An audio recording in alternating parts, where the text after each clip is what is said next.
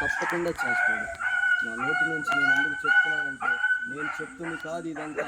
నా యేసు మీ తట్టు ఉండి మిమ్మల్ని నన్ను ఎన్నుకొని మీరు ఏ విధంగా అయితే నన్ను ఇక్కడికి రమ్మని పిలిచి ఉన్నారో, మీ పిలుపు కాదు కానీ అది నా యేసే మీకు ఆయన సువార్తను బోధించుటకు, ఆయన శక్తి కలిగిన ఆత్మక్రియను మీకును చూపించుటకు, ఆయన కృపతో మిమ్మల్ని దర్శించి నన్ను పిలిచి ఉన్నాడని నేను ఈ రాత్రికాల సమయంలో అనుకుంటున్నానండి.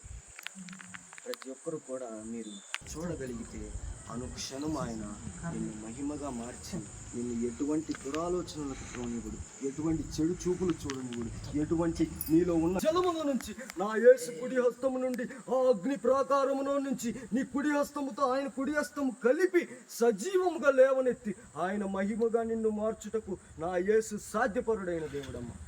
ప్రతి ఒక్కరు కూడా విశ్వాసం కలిగిన యేసు అనుక్షణం